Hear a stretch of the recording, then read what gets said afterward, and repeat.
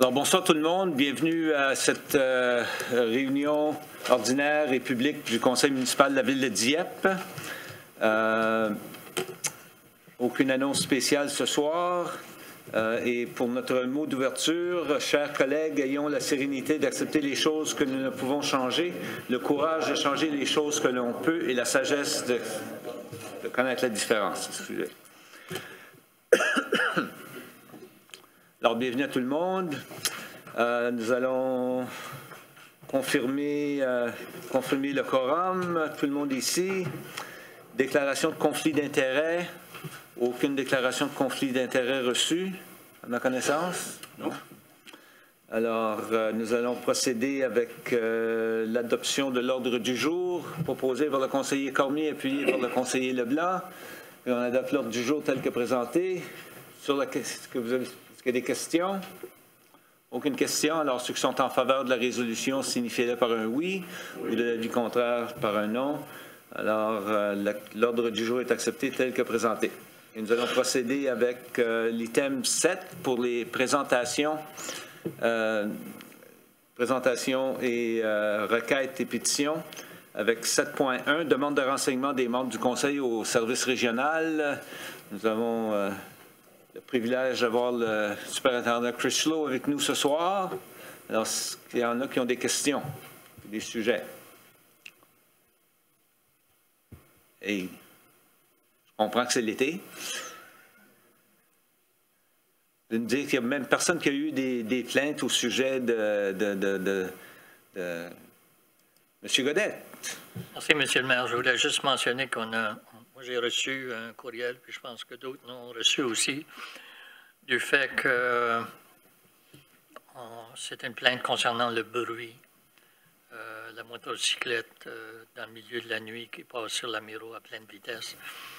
Je sais qu'il y a des lois par rapport à l'utilisation des systèmes d'exhaust, puis le niveau de décibels doit être à un certain niveau.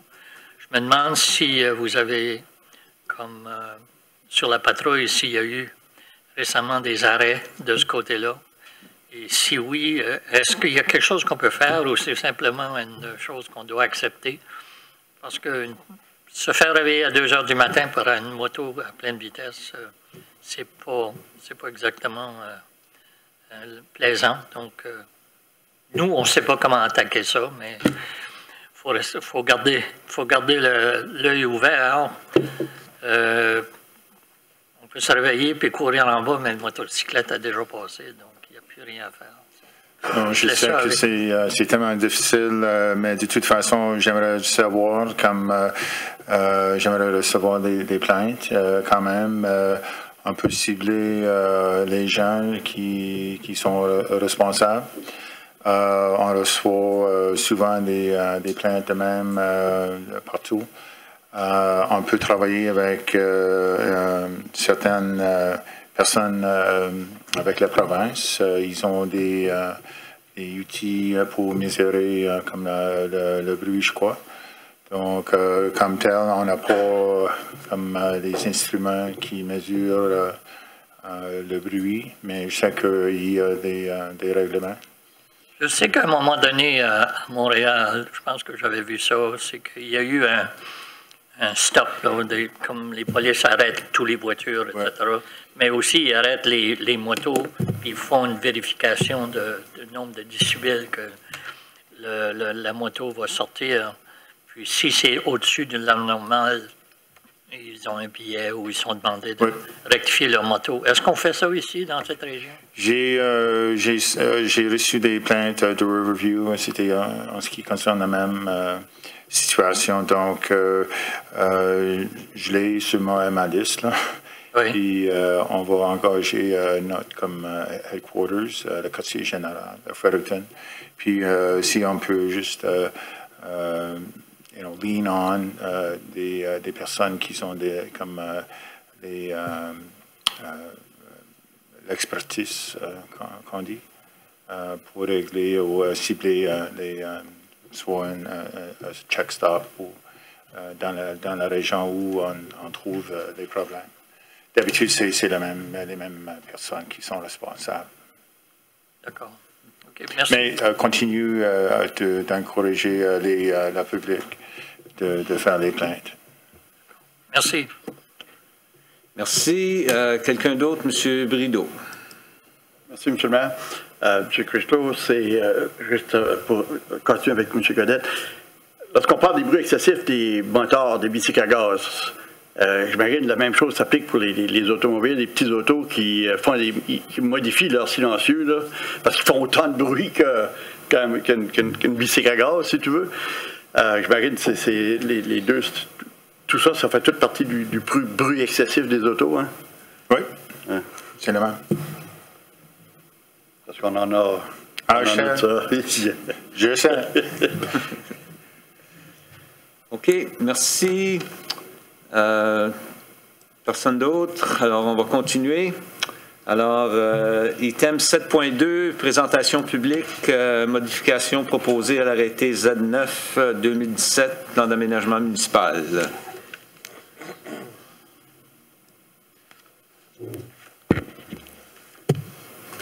Bonsoir. Bonsoir, M. le maire. Donc, ce soir, on a une présentation sur des modifications apportées à l'arrêté de zonage.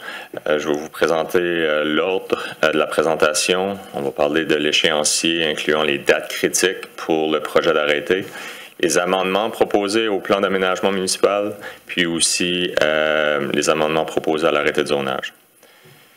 Donc, les dates importantes, le 10 juin, le conseil municipal a pris une résolution pour justement entendre le projet d'arrêté pour une présentation qui est ce soir, puis une audience qui est le 12 août. Suite à la réunion, il y a eu des avis sur le site web de la municipalité le 20 juin. Puis, par la suite, le 21 août, le comité consultatif en matière d'urbanisme va faire une recommandation au conseil municipal. Puis, le 8 septembre, le conseil municipal pourra prendre une décision par rapport au projet d'arrêté. Vraiment, c'est plutôt au niveau législatif. Comme vous savez, au mois de février, le conseil municipal avait décidé de laisser aller la firme qu'on faisait affaire avec quand il y avait des demandes pour des nouvelles antennes de télécommunications sur le territoire de la municipalité. Suite à ça, il y a eu une politique interne qui a été adoptée, la politique Z2 2019. Puis dans cette politique-là, on explique un peu comment on fait notre analyse quand on reçoit une demande d'une firme de télécommunications. Mais suite à ça, on avait quand même des amendements à apporter parce qu'on était justement là, on avait encore le wording là, qui parlait de l'ancienne entité qu'on faisait affaire avec. Puis avec les modifications qu'on propose, c'est de mettre en évidence justement la politique Z2 2019. Vous avez reçu la documentation sans que je passe au travers de tout le projet d'arrêté, ligne pour ligne. Vous avez quand même pu voir qu'est-ce qui était proposé. C'est juste un ajout, puis même une modification là, du wording du paragraphe en tant que tel. Puis, pour ce qui est de l'autre modification, c'est au niveau des définitions au niveau de la production de marijuana. Comme vous savez, on avait une disposition dans notre arrêté de zonage qui parlait de la marijuana pour des productions pour des fins médicales. Ça, c'était déjà un usage qui était permis par le fédéral, mais depuis le 17 octobre, on a aussi pour fins récréatives. Donc, il manquait le jargon là, dans nos arrêtés. Puis, la province nous a même suggéré, à l'aide d'un décret ministériel, qu'est-ce qui serait le genre de wording qui serait recommandé pour les municipalités. Puis, c'est un wording qui va être recommandé là, à l'ensemble des municipalités de la province d'avoir dans leurs arrêtés. Donc, les modifications, de un, il y a les ajouts pour des fins récréatives, mais aussi des définitions à qu'est-ce qu'est le cannabis, qu'est-ce qu'est une installation de production de cannabis. Puis, on encadre aussi qu'est-ce qui est permis comme production à l'intérieur de la municipalité. Juste pour vous donner un exemple, dans notre arrêté de zonage, c'est pas mentionné ici, mais vous l'avez avec vous, mais pour le public, c'est qu'il y a quand même des dispositions au niveau de la distance entre une installation qui produit de la marijuana aux deux fins. Ça doit être à une distance de 150 mètres d'une zone résidentielle et 150 mètres d'une zone institutionnelle. Institutionnelle, c'est les écoles, les bâtiments institutionnels de la municipalité, etc. Donc, on a quand même une bonne distance au niveau des zones résidentielles et institutionnelles par rapport à une production industrielle qui est pour la marijuana. L'autre disposition aussi qu'on a à ce niveau-là, c'est s'assurer que la production soit 100% à l'intérieur d'un bâtiment. Notre arrêté de zonage, on recommande que la production soit faite à même un bâtiment industriel et non pas une production à l'extérieur, à l'air libre. Donc, c'était quand même des petites modifications qu'on apportait ce soir pour les tours de télécommunication et aussi au niveau là, des dispositions pour la production de marijuana à des fins commerciales. Donc, les prochaines étapes, comme j'ai expliqué, la prochaine, ce sera le 12 août, où on va faire une audience publique. Là, on va parler du plan municipal. Ce soir, c'était l'arrêté de zonage. Plan municipal le 12 juillet. Puis, les gens ont jusqu'au 12 le 12 août et non juillet, pour apporter leurs commentaires, leurs préoccupations ou leurs objections au projet d'arrêté proposé. Ils peuvent aussi nous appeler pour consulter le projet d'arrêté. Le projet d'arrêté est aussi sur le site web de la municipalité. Donc, ils ont différents mécanismes là, pour prendre connaissance du document. Puis, pour terminer, on a ici l'information. S'il y a de l'information, c'est d'envoyer toute objection, question, commentaire à Marc Melançon, le greffier de la municipalité. Puis, M. Melançon sera en mesure là, de nous acheminer les questions, commentaires du public en général. Merci. Merci. Question de la part des membres du Conseil. M. Godette. Juste pour être clair, les arrêtés dont vous regardez en termes de dispositions pour encadrer les installations pour la production de cannabis sont purement commerciales, c'est ça que tu réfères? Purement commercial, c'est plutôt pour de la production industrielle à des fins commerciales. Pour la production, mais vous ne touchez pas le côté personnel, résidentiel? Non, ça c'est déjà légiféré par la province puis par le fédéral là, en termes de nombre maximal, 4 plans par... Okay. Est-ce que ces changements-là que vous voulez apporter, est-ce qu'ils vont être consistants avec les autres municipalités ou est-ce que vous définissez vous-même? C'est consistant dans ce que la province souhaite en termes de définition, en termes de disposition générale, mais les municipalités peuvent choisir eux-mêmes le type de disposition qu'ils aimeraient retrouver. C'est comme n'importe quel règlement, une municipalité peut être plus sévère, mais pas moins qu'une disposition provinciale. Mais ça suit, étant donné que c'est nouveau, on essaie d'être homogène avec le reste des municipalités. D'accord, merci. Ouais. Merci. Autre question de la part des membres du Conseil? Sinon, merci beaucoup. Merci. Prochain item, item numéro 8, question du public. Any questions from the public?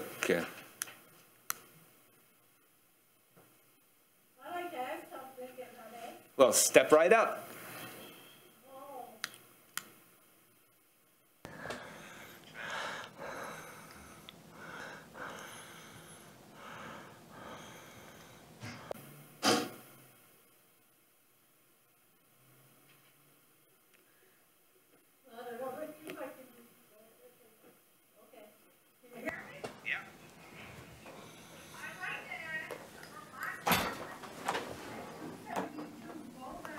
Je demeure à 272 chemin Gauvin. C'est juste en face du dépanneur Gauvin. Je veux savoir si vous avez des projets pour ma propriété ou non. Quelle propriété? 272 chemin Gauvin. Juste en face du magasin, du dépanneur Gauvin.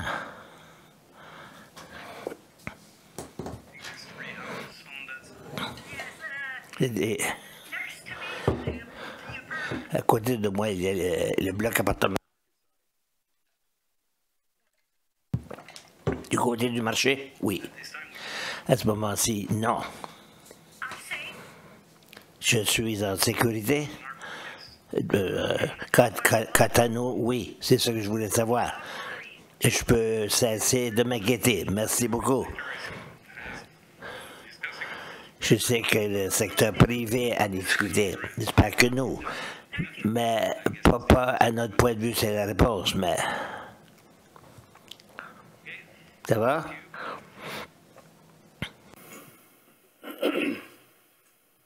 No one else? Personne d'autre? Procéder avec l'item numéro 9, l'adoption des procès-verbaux. Proposé par le conseiller Cormier, appuyé par le conseiller Brideau, que l'on procède avec l'adoption du procès-verbal de la réunion du 24 juin dernier. Sur la question. Aucune question. Alors, ceux qui sont en faveur de la résolution signifiez-le par un oui. De l'avis contraire par un non. Alors, le procès-verbal de la réunion du 24 juin est accepté tel que présenté. Nous allons maintenant procéder avec l'item 10.1 du côté de l'administration. M. Melançon. Merci, M. le maire. Bonsoir tout le monde. Alors, comme premier dossier, exactement un an auparavant, on avait adopté la dernière révision d'une politique EXPD 1 2018, qui était l'incitatif financier envers la densification immobilière du centre-ville. Également, à ce moment-là, le Conseil nous avait demandé d'en faire la révision un an après, alors nous voilà rendus là. Alors, on a procédé avec certaines révisions qu'on vous recommande ce soir. Et ça se résume en 4 grands enjeux. Alors, le premier, c'est de standardiser le calcul. Alors, les terrains de la municipalité versus les terrains privés. Alors, maintenant, avec cette nouvelle révision ici, chaque demande d'incitatif sera adressée de la même manière. Alors, remboursée par après suite à l'investissement. Le deuxième élément, maintenant, on va considérer les stationnements intérieurs au rez-de-chaussée. Alors, suite à une évaluation du personnel, on a vu qu'il y avait un bénéfice de pouvoir inclure ça dans les incitatifs, tout en prenant compte qu'on ne diminue pas les stationnements publics de surface.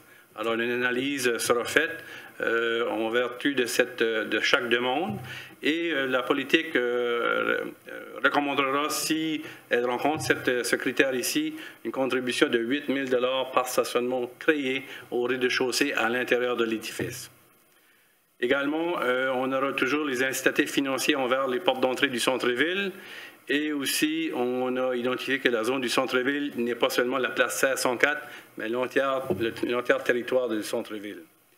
Et également, on a établi que la formule de remboursement ne dépasserait jamais plus de 75 % des impôts générés suite à la construction. Alors, la période de temps de remboursement sera toujours selon cet élément ici de 75 % de plus d'impôts générés par les projets développés. Alors, en général, c'est ça les éléments qui ont été apportés comme révision et modifiés. Vous avez la nouvelle version qui est en annexe comme politique. Et c'est pour votre considération ce soir, M. le maire et membres du Conseil. Merci. Alors, pour la lecture de la résolution, Mme Leboutier.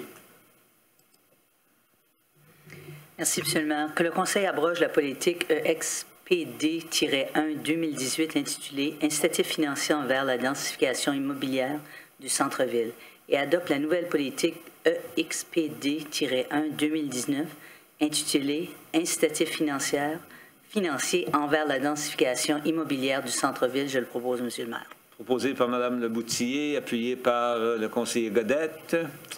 Sur la question. Sur la question, Mme Arsenault. Clarifier, c'est 8 000 $ qu'on charge pour le rez-de-chaussée par stationnement. Si on aurait été... Qu'on contribue. Qu'on contribue, pas oui. Pas qu'on donne, mais qu'on contribue pour... Mais pour le sous-terre, ça aurait été 10 000 $. C'est juste pour dire la différence. Exactement. Alors, le stationnement souterrain demeure à 10 000 $. Oui. Et le stationnement au rez-de-chaussée, nous, on l'évalue que 8 000 $ est une contribution raisonnable. Parfait. Merci. Merci. Autre question? Aucune autre question? Alors, ceux qui sont en faveur de la résolution, signifiez-le par un oui. Oui. L'avis contraire par un non. La résolution est adoptée telle que présentée. 10.2, ingénierie. Approbation. Recherché. Alors, comme vous le savez bien, tout développement doit se brancher au système d'eau et d'égout de la municipalité. Et également, comme vous le savez, mais il y a des zones, certaines zones dans la municipalité qui n'ont pas de service encore. Alors ici, c'est une demande reçue pour le 239 chemin Arsenault de pouvoir s'installer un système privé. Alors, suite à l'évaluation du service, il est recommandé de procéder avec cette demande et de l'autoriser. Et comme toute demande recommandée et approuvée, il est bien clair que si un jour et lorsque le système passerait devant l'entreprise, il devra se brancher au système de la municipalité. Alors, c'est recommandé de procéder avec cette demande. Merci. Pour la lecture de la résolution, M. Leblanc. Merci, M. le maire. Que le Conseil déclare que l'installation d'un système d'égout sanitaire municipal n'est pas nécessaire pour desservir la propriété identifiée sur le NID 008-11083, située au 239 chemin Arsenault, en vertu de l'article 12B 2 de l'arrêté 82-25 intitulé « Arrêté concernant les améliorations locales ». Je vous le propose, M. le maire. Alors, proposé par le conseiller Leblanc, appuyé par le conseiller Brideau. Sur la question. Aucune question. Alors, ceux qui sont en faveur de la résolution, signifiez-le par un oui. L'avis contraire par un non. La résolution est adoptée telle que présentée. Prochain item, 10.3, planification et développement, 10.3.1. Monsieur Melançon.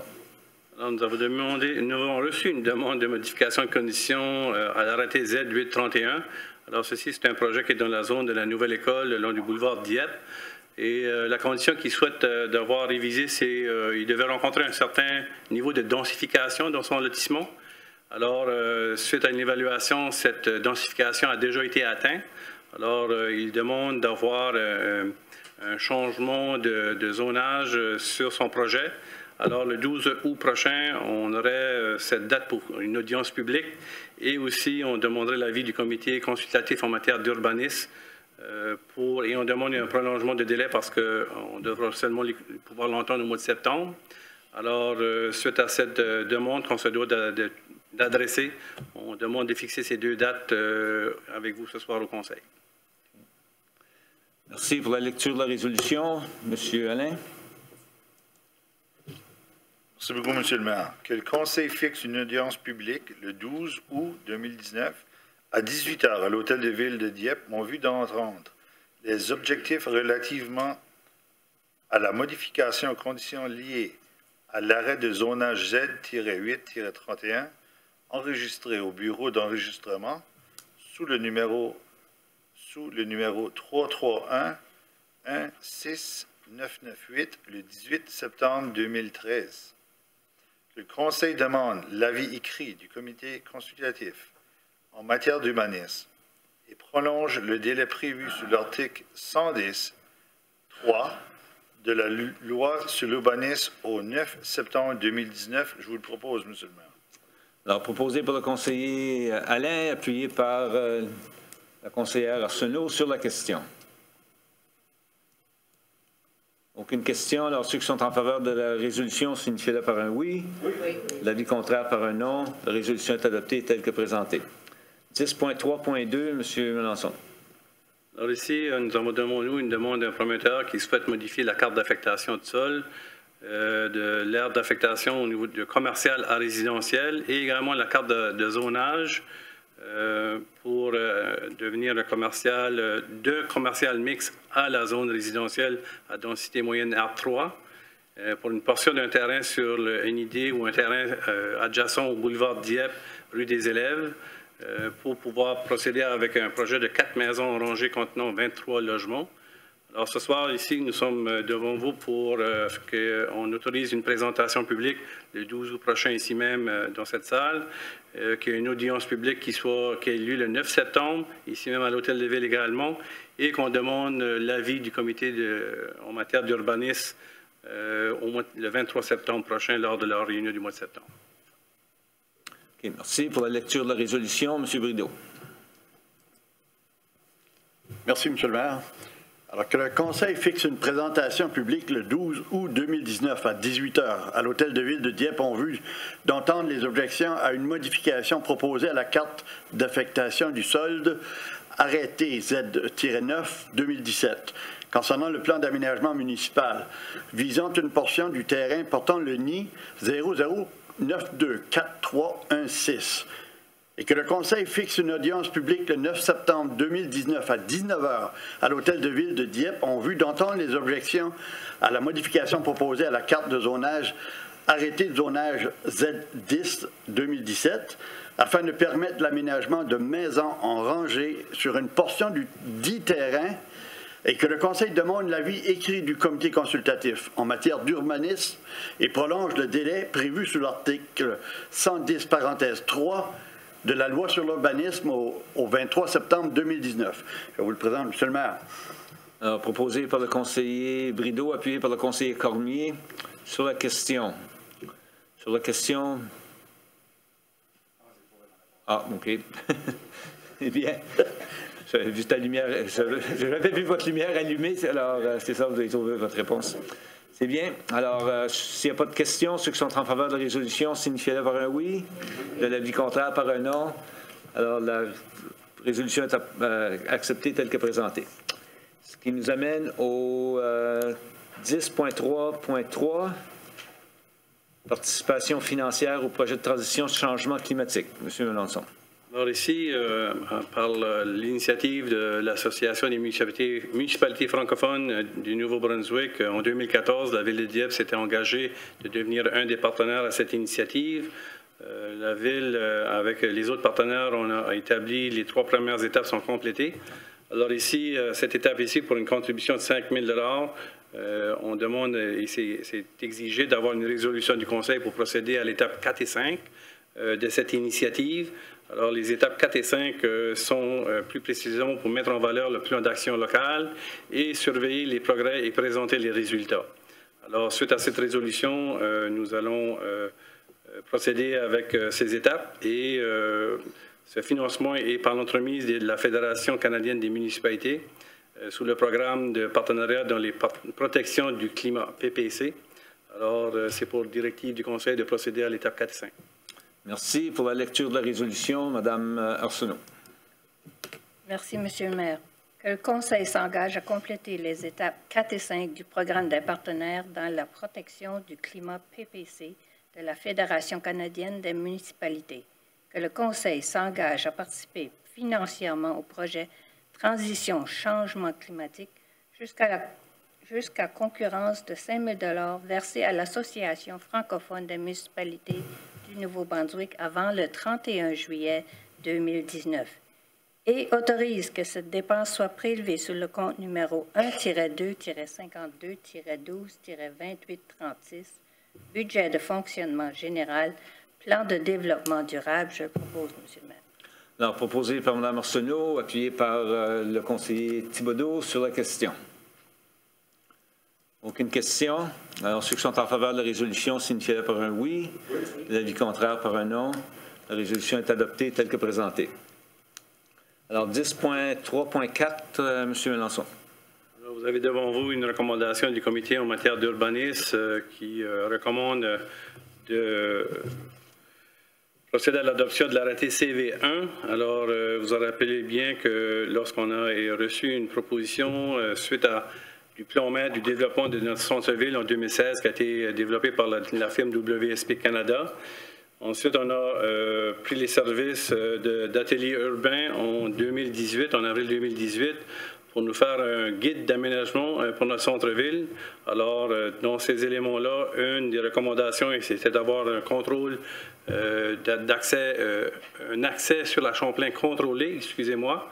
Alors, c'est qu'est-ce que le comité en matière d'urbanisme a évalué et suite à sa recommandation, il nous recommande d'accepter cet arrêté CV1 maintenant ce soir pour considération au conseil municipal.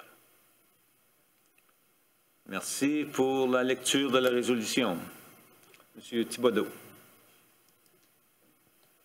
Merci, M. le maire. Que le Conseil accepte la recommandation formulée dans le rapport en date du 19 juin 2019 par le Comité consultatif en matière d'urbanisme, soit que l'adoption de l'arrêté CV-1-2019 concernant l'établissement de la limitation d'accès des rues à l'intérieur du centre-ville de Dieppe se poursuive. Je le propose, M. le maire. Proposé par le conseiller Thibodeau, appuyé par Mme Arsenault sur la question. Ceux qui sont en faveur de la résolution, signifiez-le par un oui. Oui. L'avis contraire par un non. La résolution est adoptée telle que présentée. Et il n'y a pas d'arrêtés municipaux ce soir, aucun avis de motion. Et nous allons procéder avec la demande de renseignement de la part des membres du Conseil qui, je crois, vont à ma droite ce soir. Monsieur Godette. Merci, Monsieur le maire. Il n'y a rien pour moi ce soir. Merci. Merci. Monsieur Leblanc. Merci, Monsieur le maire. 2 points d'information ou une question d'information. Hier, je suis descendu l'Amiro, coin de la rue Alain Gillette, puis j'avais remarqué que la lumière verte était brûlée. Je ne sais pas si ça a été rectifié aujourd'hui, en direction sud. Coin d'Alain Gillette. La lumière verte était celle du centre était brûlée. C'était juste pour un point d'observation. Il y a un deuxième. Je fais mention du panier de basketball au terrain de jeu sur Frédéric Lavoie. Est-ce qu'on sait si ça a été rectifié? M. Bourque. Je vais devoir vérifier. Oui, c'est ça. Moi aussi, je n'ai pas eu la chance. Je voulais aller voir visuellement, mais... Je viens d'en prendre note avec mes doigts. Si tu pourrais juste faire l'observation, voir si ça a été fait. C'est tout pour moi ce soir. Merci, M. Cormier. Merci, M. le maire. Venez nous joindre les mercredis chauds. Ce mercredi à la place 64. Merci, M. Brideau. Merci, M. le maire. Alors moi, j'aimerais juste mentionner un point. On sait que les vacances sont commencées, on sait que les écoles sont fermées, mais je demande prudence aux gens qui se promènent dans les rues, les petites rues, et également la patience au niveau des résidents, parce que c'est sûr qu'on a parlé ce soir avec M. Crislow des bruits excessifs des véhicules, des moteurs, des petites voitures modifiées. Alors, je demande aux gens d'être respectueux envers tout le monde. Ces bruits-là, c'est bien le fun de peser sur le gaz, puis on se fait entendre, mais ça dérange aussi. Alors, si on veut passer une belle été, des belles vacances, patience à tout le monde. Merci. Merci, Mme Leboutier. J'ai rien pour moi ce soir. Merci. Merci, M. Thibodeau. Eh bien, moi, je voudrais rappeler aux citoyens qu'à la fin du mois, on a le Festival imaginaire et puis qu'ils peuvent y participer grandement. Cette année, on met l'accent sur le cerf-volant, les cerf-volistes. Alors, ceux qui sont des adeptes du cerf-volant, présentez-vous au terrain, au parc Dover. Et c'est tout, M. le maire. Merci. Mme Arsenault. Merci, M. le maire. Moi, je souhaite à tous une bonne été, puis des belles vacances à ceux qui en ont. Et puis, soyez prudents et soyez tous en bonne santé. Merci. Merci. M. Alain. Merci beaucoup, M. le maire. Moi, j'aimerais quand même rappeler aux citoyens, j'ai une belle expérience clientèle cette semaine. Saviez-vous qu'on peut aller payer nos factures à la piscine?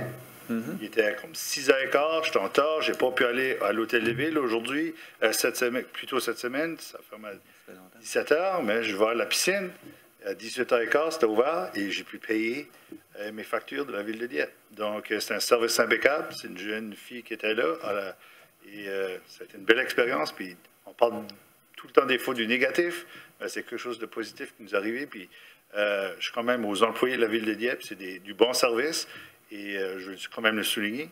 Et deuxièmement, comme mes collègues l'ont dit, c'est l'été, et bonne fête du Nouveau-Brunswick, le 5 août. Et sortez en grand nombre, il y a beaucoup de fêtes qui s'en viennent là, dans le mois d'août. Merci beaucoup, M. le maire. Merci. Juste pour préciser que, en fait, ce processus-là de pouvoir payer au centre aquatique, ça fait quand même déjà plus de 2 ans, peut-être même 3. Et on peut même aller payer notre glace l'hiver. Quand on loue de la glace, on peut aller payer toutes ces belles choses-là au centre aquatique après les heures normales de travail ici. Alors, c'est une belle amélioration que le personnel a faite dans les dernières années. Merci bien à tous. Alors là-dessus, bonne fin de soirée à tous. Moi, j'ai rien d'autre à rajouter. Merci.